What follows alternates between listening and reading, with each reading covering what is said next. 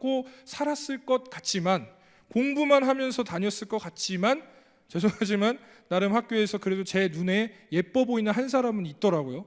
그래갖고 이제 남몰래 좋아하는 감정을 가진 친구가 저도 있었습니다. 그래서 하루는 어떤 일이 있었냐면, 수업 시간 도중에 선생님이 갑자기 교무실에 가야 된다고 해요. 그래서 그 딱 이때다. 그때 한창 여름이었거든요. 너무 더워서 이성 친구와 함께, 그 좋아하는 친구와 함께 학교 매점에 몰래 내려가서 그래서 아이스크림 하나씩 사 먹고 룰루랄라 하면서 들어오는 딱 찰나였어요.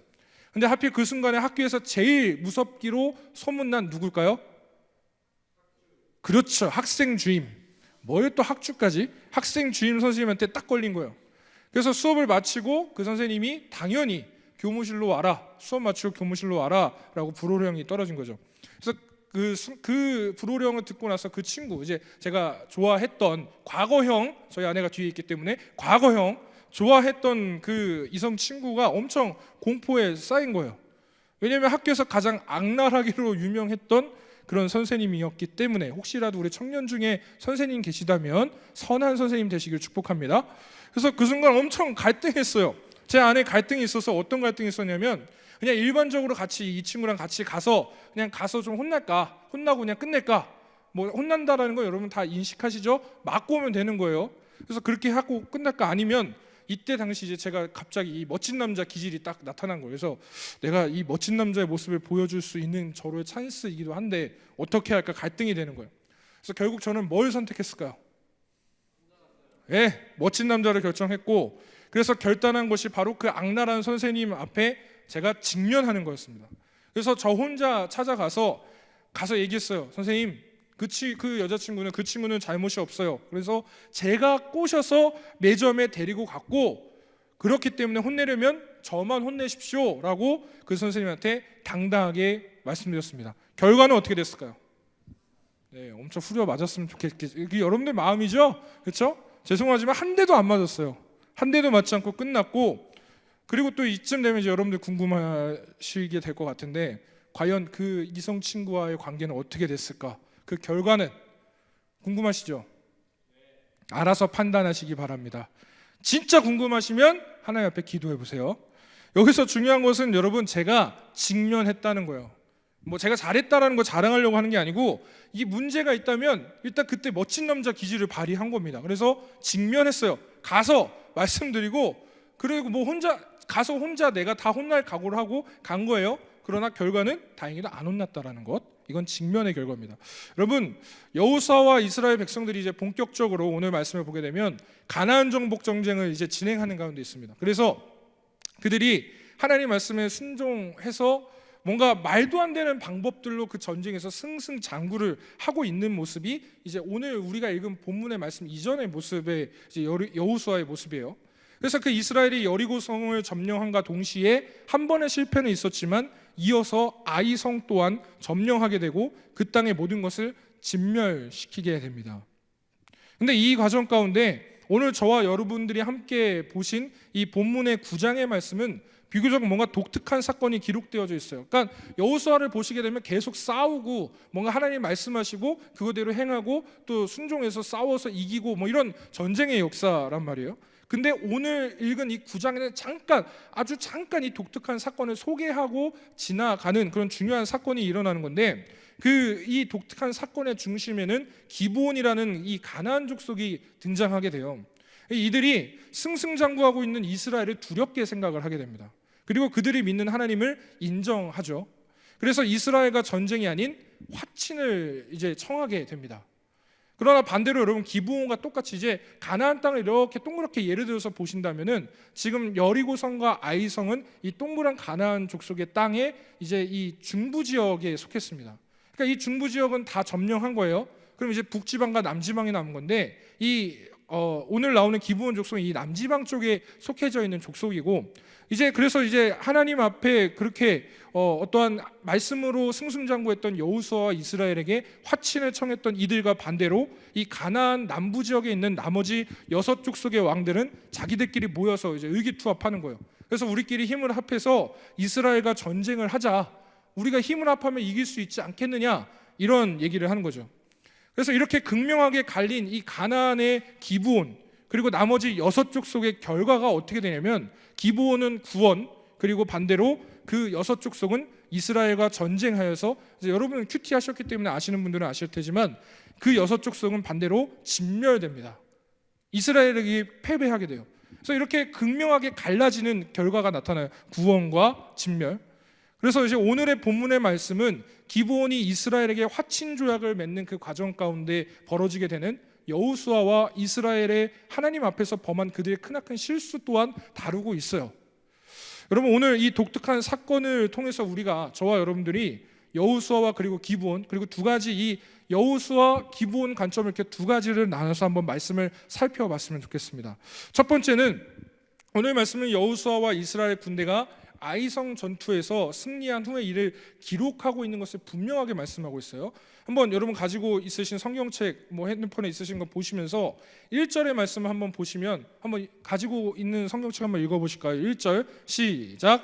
2일 후에 요단 서쪽 산지와 평지와 레바논 앞 대의 연안에 있는 헷사람과 아모리 사람과 가나안 사람과 브리스 사람과 히위 사람과 여부스 사람의 모든 왕들이 이 일을 듣고, 여러분 여호수아의 저자가 이제 9장부터 11장, 이거는 이제 그 중부 지방을 점령하고 난 뒤에 이 남부 지방에 있는 족속들과의 이 대결 전투, 그래서 그 9장과 11장 이 세 절의 말씀에 서론격인 말씀이 오늘 1절이에요. 9장 1절. 그래서 거기서 뭐라고 소개하고 있냐면 이 일 후에라는 말로 시작을 하게 되죠. 여러분, 이 일이라는 것이 성경의 문맥상으로 볼 때는 여리고성 전투와 아이성 전투에서 승리한 그 직후를 이야기하고 있는 것입니다. 그래서 오늘 말씀은 하나의 어떤 독특한 사건이 일어난 것이라고 말씀 서두에 제가 여러분한테 말씀을 드렸는데, 그것과 관련해서 이전에 이스라엘이 승리한 전투를 다시 상기시키려고 하는 그런 의도적인 것들이 깔려 있는 거예요, 문맥상으로. 그래서 일부러 그 승리를 상기시키게 되는 것은 말씀에서 분명히 전하고자 하는 그 이유가 분명히 있기 때문에 서두부터 이 일 후에, 너희가 승리한 후에, 그 말씀을 일부러 넣었다라는 거예요.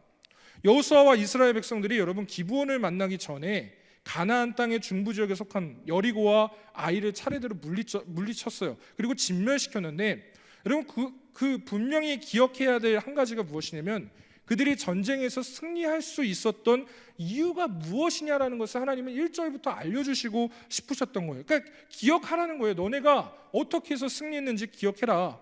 여러분, 어떻게 승리했죠? 그들은 분명 하나님의 도우심으로 승리했습니다. 예를 들어 보죠. 여러분 여리고성 전투를 한번 생각해 보시죠. 여러분 잘 아시는 그 모세의 뒤를 이어서 이스라엘의 리더십을 이양받은 이 여호수아에게 있어서 첫 번째 미션이 뭐냐면 여리고성 전투에서 승리해야 되는 것이 미션이었습니다. 근데 여러분 여리고성이 만만치가 않아요. 높이가 여러분 여리고성이 19m가 돼요. 그러니까 지금으로 따지면 아파트 7층 높이입니다.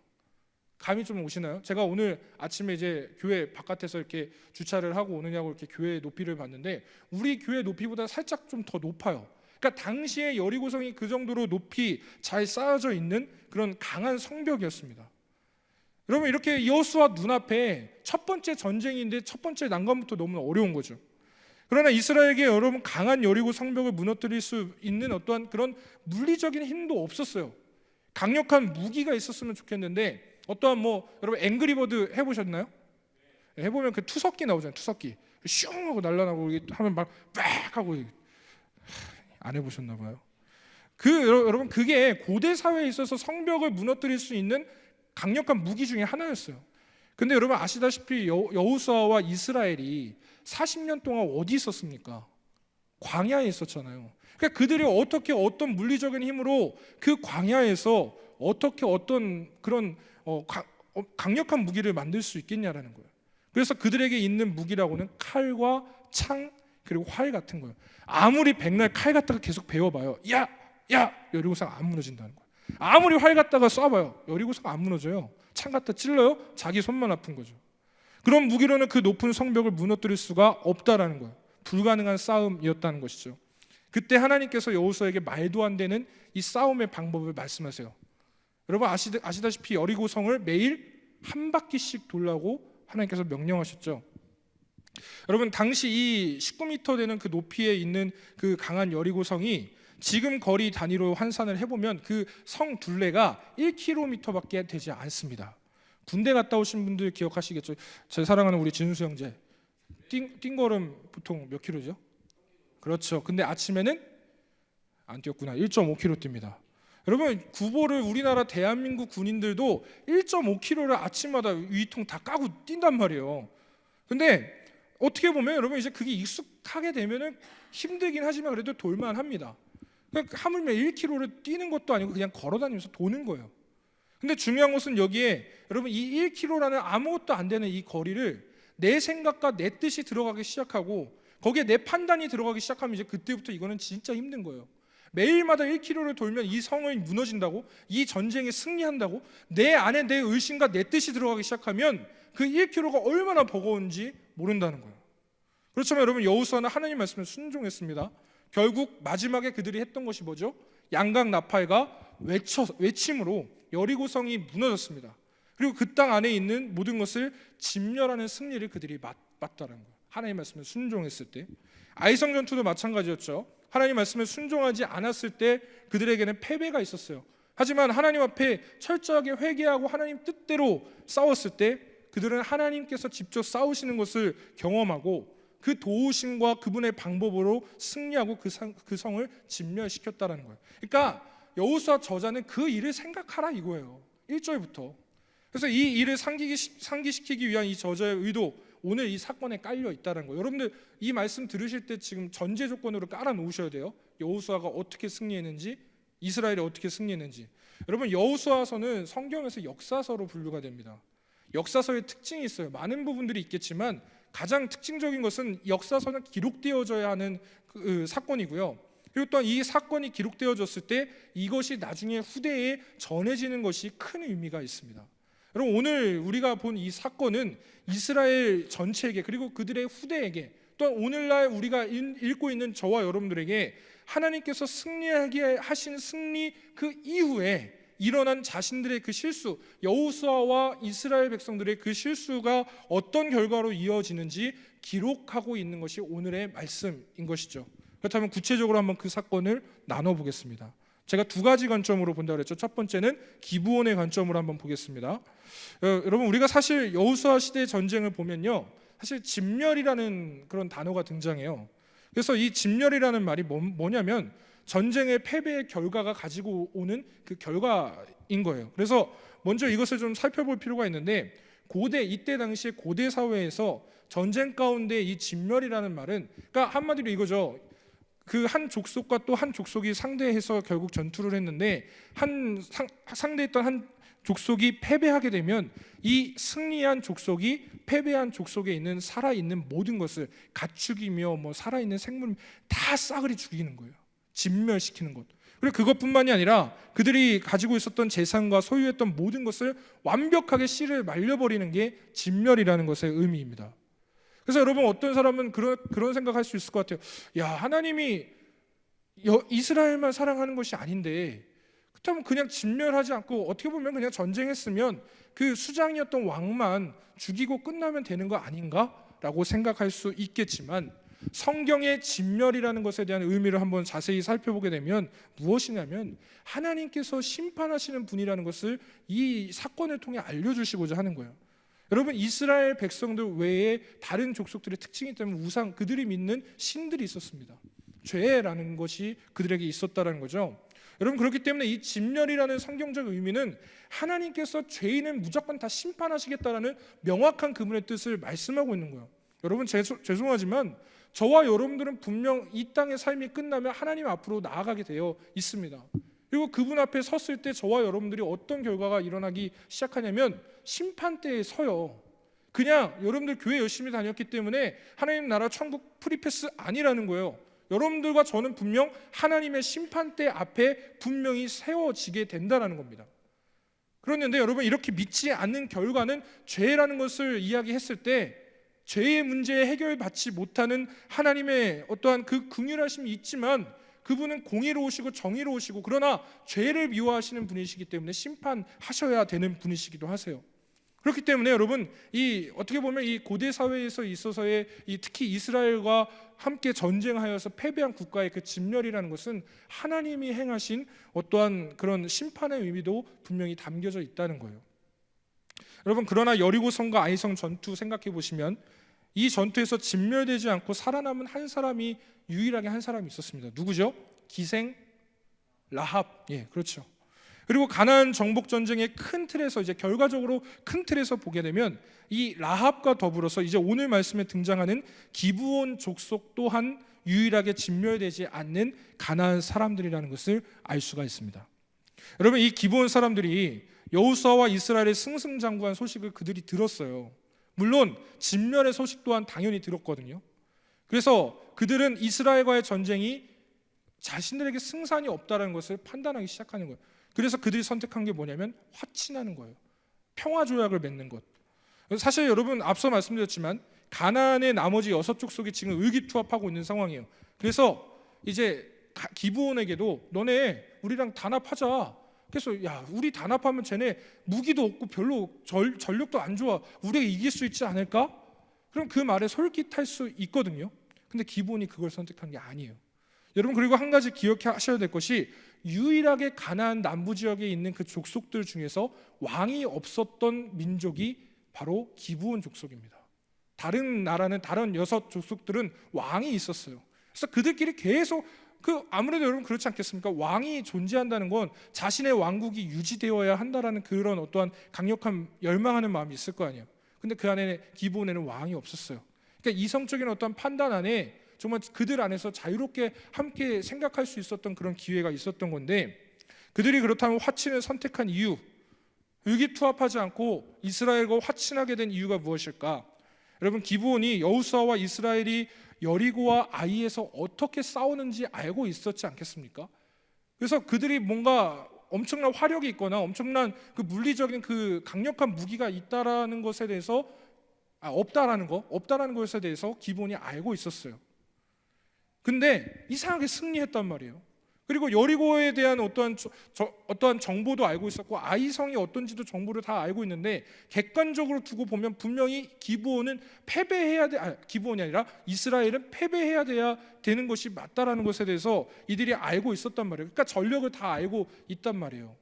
근데 여러분, 결과적으로 그들이 승리했다는 것을 알면서 그들이 생각해낸 한 가지, 무엇이냐면 저들이 믿는 하나님, 저들이 믿는 신이 저들을 돕고 있구나라는 것에 대한 인식이, 그 깨달음이 그 기브온 족속에게 분명하게 있었다라는 것입니다. 그래서 여러분, 그들은 절대적으로 그들이 믿는 그 하나님과 전쟁에서, 그러니까 이스라엘과 싸우는 의미가 아니라 그들이 믿는 하나님과 우리가 전쟁해서 승리할 수가 전혀 없겠구나라는 것을 기브온이 알고 있었다라는 거예요. 정확한 깨달음 안에 그들이 요구했던 것은 무엇입니까? 살겠다라는 거예요. 구원받겠다라는 거죠. 그래서 그들은 이스라엘과 화친을 청하기 위한 준비를 하게 돼요. 말씀 한번 보실 텐데 어떻게 준비했는지 한번 4절의 말씀 한번 보시죠. 4절의 말씀 한번 같이 읽어보겠습니다. 시작. 꾀를 내어 사신의 모양을 꾸미되 헤어진 전대와 헤어지고 찢어져서 기운 가죽 포도주 부대를 이렇게 이제 준비를 했고, 그 다음에 어떤 준비했냐? 5절 한번 보시죠. 시작.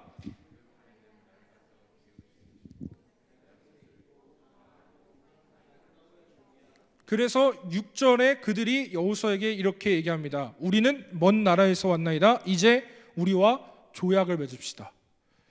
여러분, 이들이 준비한 시나리오는 정직한 시나리오가 사실 아니에요. 사실 가나안 땅, 어떻게 보면 가장 가까운 곳에 있는데 이들이 꾸몄던 이 시나리오를 한번 생각해 보세요.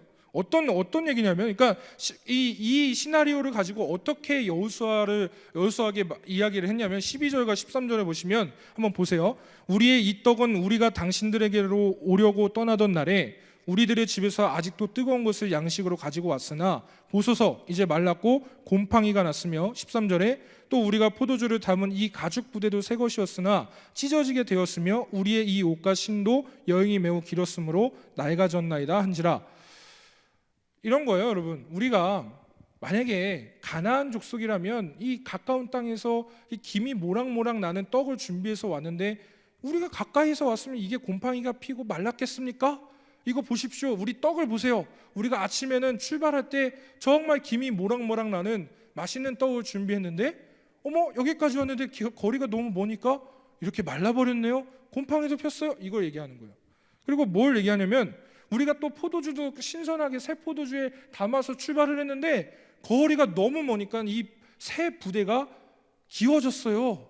이걸 증거로 또 계속 되는 거예요. 말도 안 되는.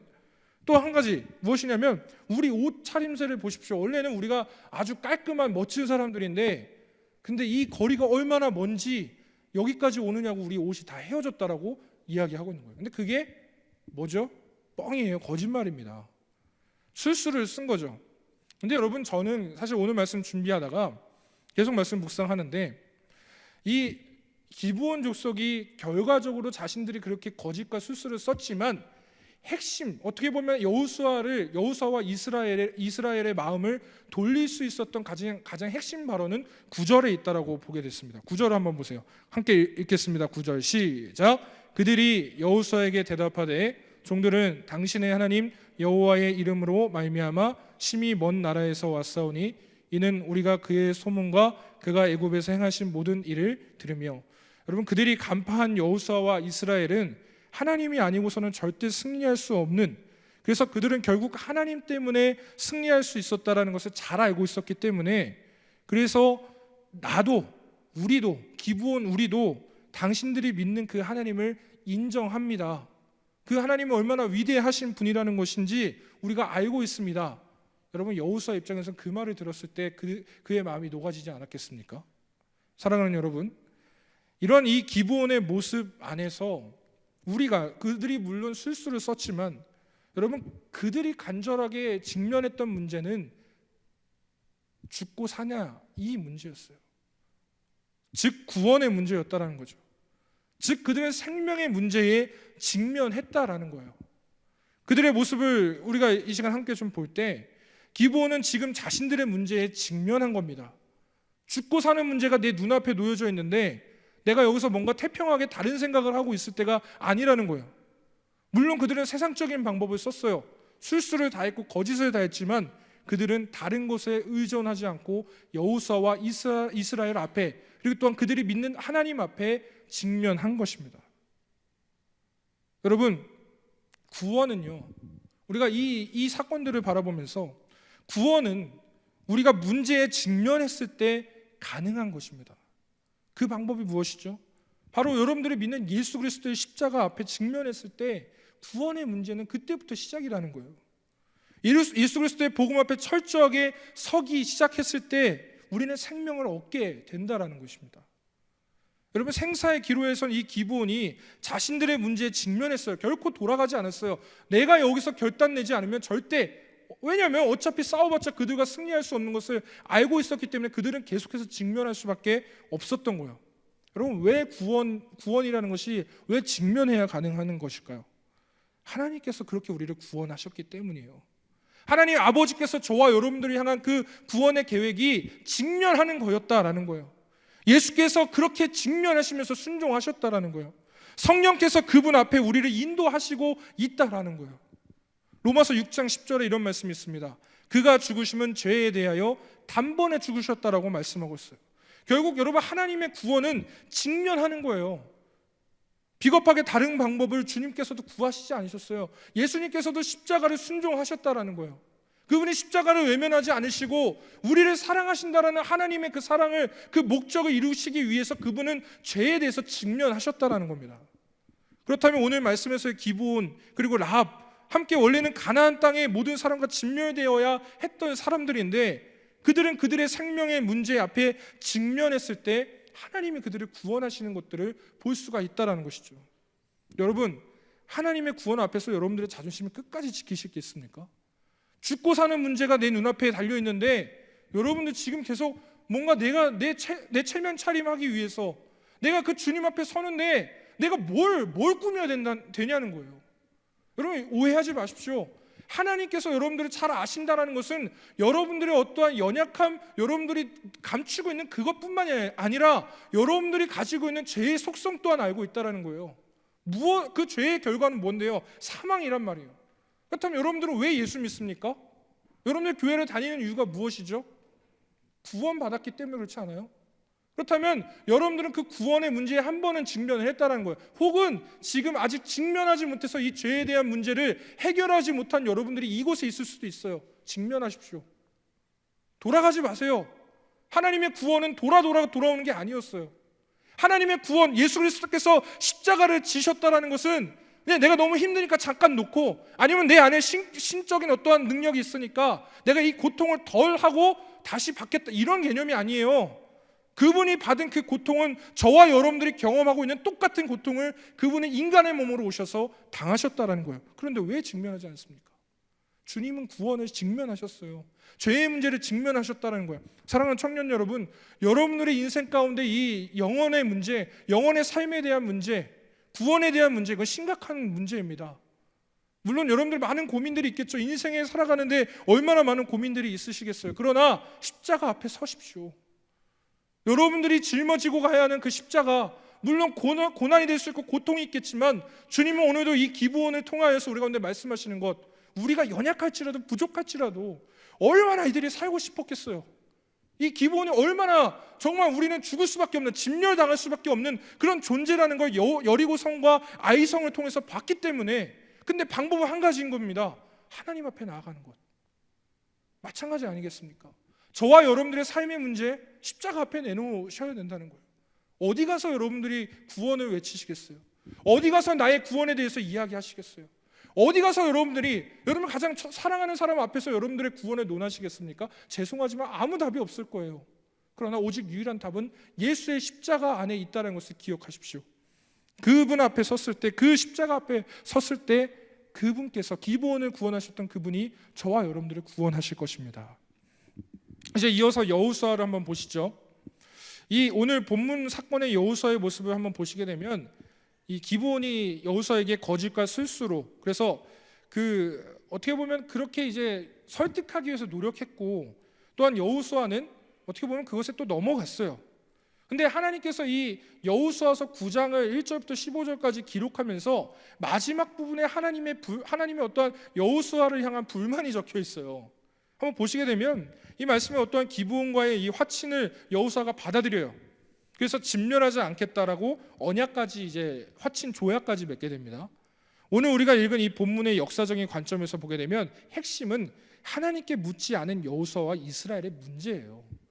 일단 기브온은 구원하셨어요. 그렇다면 이제 그거는 하나님의 일이신데, 오늘 이 문제에서, 이 역사서의 관점에서 여호수아가 기록되어졌다는 것은 문제가 분명히 있기 때문에, 승리 이후에 그들의 행한 잘못된 점이 있기 때문에 말씀하고 있는 겁니다. 그들의 문제는 결정적으로 자신들을 이렇게 승승장구하게 하신 하나님을 기억하지 못하는 모습입니다.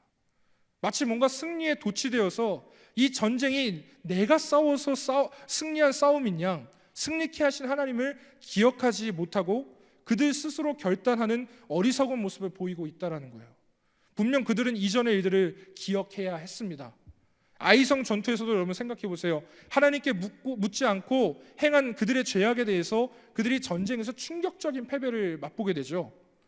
그랬는데도 이번에도 하나님께 묻지 않고 불가침 조약을 기브온과 맺게 된 겁니다. 이것은 실패의 패배에서 어떠한 교훈도 얻지 못한, 달리 본다면 연이은 승리에 완벽하게 도취돼 버려서 영적인 경계심을 늦추는 사이에 그 계략에 넘어간 여호수아와 이스라엘의 모습을 말씀하고 있는 것이죠. 사랑하는 청년 여러분, 우리의 신앙의 모습도 마찬가지지 않겠습니까? 계획된 일들이 잘 풀려요. 뭔가 승승장구하고 있는 것 같아요. 막 신앙도 너무 뜨거워요. 그런 가운데 하나님의 은혜를 기억하지 못하게 된다면 결국 본질을 잊게 되는 거예요. 여러분, 제가 왜 이 앞에서 이렇게 열을 내며 십자가 앞에 서라는지 아십니까? 우리가 더 영적으로 뜨겁고 영적으로 뭔가 내가 승승장구하고 있을 때 사탄은, 악한 영은 여러분들을 치기 위해서, 공격하기 위해서 계획해요. 여러분, 기브온을 제외한 나머지 6 왕들이 위기투합했습니다. 성경적으로 볼 때, 그리고 또 지금으로 볼 때 그들은 악한 영을 의미하기도 해요. 여러분들의 승승장구의 소식이 많은 자들에게 들려지죠. 악한 원수 또한 여러분들을 치기 위해서 준비한다는 것을 기억하십시오. 여러분들 주목하는 거예요. 그래서 여러분, 우리는 본질을 잊어서는 안 되는 하나님의 백성이라는 거예요. 왜냐하면 여러분, 본질을 잊은 성도는 진리 안에 거하지 못합니다. 결국 진리가 아닌 것을 따라가게 되는 거죠. 이것은 우리의 죄의 시작과 너무나 닮아 있는 사건입니다. 하나님 분명 우리 가운데 말씀하시는 분인데, 그 말씀을 통해 우리의 삶을 인도하시는 분인데, 그러나 그 말씀 앞에 직면하지 못하면 성도는 결국 무너지게 되어져 있다라는 거죠. 사랑하는 여러분, 저와 여러분 분명 예수 그리스도의 십자가와 부활의 복음으로 구원받은 승리한 죄인입니다. 믿으십니까? 그러나 우리 스스로 구원받은 것이 아니죠. 하나님이 우리를 먼저 사랑하셨고 우리는 그 사랑의 근거에 구원받은 승리자인 거예요. 우리 스스로 승리하지 않았어요. 여호수아도 마찬가지로, 이스라엘과 마찬가지로 우리는 하나님의 은혜로, 하나님의 전적인 은혜로 죄에서 승리한 자들입니다. 그렇다면 성도의 삶은 하나님의 말씀대로 살아가야 할 수밖에 없는 삶이지 않겠습니까? 왜냐하면 그 승리의 소식이 그 안에 담겨져 있기 때문에. 그래서 그분께 엽죽고 그분의 말씀에 순종하는 싸움을 싸워나가는, 그래서 하나님의 말씀에 직면하는 것이 우리 승리의 조건이라는 거예요. 여러분, 여호수아는 눈앞에 보이는 현실의 모습에 기브온이 제안한 곡식과 인력에 그의 마음이 흔들렸습니다. 물론 하나님을 인정하는 그 멘트 결정적인 발언이기도 했고요. 근데 여러분, 철저히 현실과 이렇게 승승장구하고 있는 여호수아도 현실적인 문제 앞에, 어떤 하나님의 은혜 앞에 직면하는 것이 아니라 반대로 세상의 문제에 직면했을 때 그는 본질을 잊게 됩니다. 내가 어떻게 승리했는지도 까먹어요. 내가 어떻게 승리했는지, 어떤 방법으로 앞으로도 승리하게 되는지에 대해서 내가 분명히 경험했는데도 불구하고 그것을 잊고 살아간다는 거예요. 우리 모습 안에 그런 모습 많지 않습니까? 때로는 뜨거워요. 때로는 영적으로 너무 민감합니다. 수련회 갔다 오면 뜨겁죠. 은혜가 돼요. 그때부터 말씀 묵상하기 시작해요. 그러나 삶의 문제가 내 눈앞에 나타나기 시작했을 때, 어떤 여러 가지 문제점들이 내 앞에 도출되기 시작했을 때, 그것이 내 앞에 눈앞에 나타나서 직면하기 시작했을 때 내가 승리했던 그 승리의 방법들을 완전히 잊고 살아가는 불신앙적인 모습들을 우리 가운데 보여지고 있다는 것. 사랑하는 여러분, 하나님 말씀에 직면하셔야 돼요. 어디 찾아가실 거예요? 여러분들 이성 친구와의 문제, 연애하다가, 여러분 저도 청년 사역을 했었기 때문에 청년들이 제일 많이 찾아오는 문제 중에 하나는 베스트 3가 있는데, 그 중에 하나는 이성에 대한 문제예요. 직면해야지 왜 목사한테 찾아옵니까? 와서 무슨 얘기 듣고 싶은데요? 그래, 그놈 나쁜 놈이네, 헤어져, 이 얘기 듣고 싶으시죠? 죄송하지만 그것은 문제에 직면하셔야 되고 하나님께 직면하셔야죠. 여러분 직장 생활하면서 힘드시죠? 고단한 삶을 살고 계세요. 얼마나 또 지난 한 주간에 얼마나 힘드셨으면 매가리 없이 앉아 계시는 옆에 있는 사람 보세요. 얼마나 불쌍해요. 근데 하나님께 직면하셨나요? 여러분들의 그 고단한 삶을 가지고 하나님 앞에 서셨습니까? 여러분들의 그 녹록지 않은 삶을 가지고 하나님의 말씀 앞에 서보셨나요? 직면해 보셨어요? 그러지도 않았는데 가서 하소연하는 거예요. 난 이랬는데 진짜 재수없는 그 상사 이러고 있는 거예요. 내 삶의 문제만 계속해서 말하고 있는 거예요. 마치 희망이 없는, 난 분명 예수 믿기 때문에 승리한 자라고 그리스도인이라고 생각하고 살고 있고 그렇게 남들이 알고 있는데 또 하소연하기 시작하는 거예요. 믿음 없는 모습. 그 이유는 한 가지입니다. 직면하지 않는 거예요. 하나님의 말씀 앞에 나아가지 않는 겁니다. 기도하지 않는 거예요. 예배하지 않는 거예요. 교회는 오고 있지만 이곳에 그냥 앉아 있는 거예요. 하나님 앞에 서 있는 게 아니라는 거죠. 진짜 예배한다는 것이 무엇이죠? 경외하는 겁니다. 두렵고 떨리게 하나님 앞에 서서 나의 죄된 모습을 다 까발리고, 주님, 내가 이런 모습입니다. 내가 이렇게 연약합니다. 그런데도 불구하고 주님 날 사랑하신다라고 고백하고 왔다가 계속해서 내가 주님 앞에 나와서 내 모습을 내려놓을 때 하나님은 위로하시고 그분은 격려하시고, 그게 예배 아니에요? 예배 더 뭔가 신학적인 게 필요합니까? 하나님이 날 사랑하면 끝나는 건데? 복잡하게 생각하지 마세요. 대신 여러분 하셔야 될 건 한 가지입니다. 직면하십시오. 허투루 신앙생활 하지 마시고, 허투루 의미 없이 교회 나오지 마시고, 나오시면 기도하셔야죠. 사람 만나러 오셨어요, 여러분? 물론 교제해야죠. 그러나 하나님 앞에 나오는 이 거룩한 이 모임 안에 먼저는 뭔데요? 기도하셔야 돼요. 말씀을 사모하셔야죠. 청년회 때 말씀 아니면 뭘로 사시겠어요? 청년 때 예배 안 드리면 여러분들의 나중에 나이 먹어서 예배 드리시겠습니까? 전 보장하는데 절대 그럴 일 없어요. 말씀을 정리합니다. 하나님께 직면하십시오.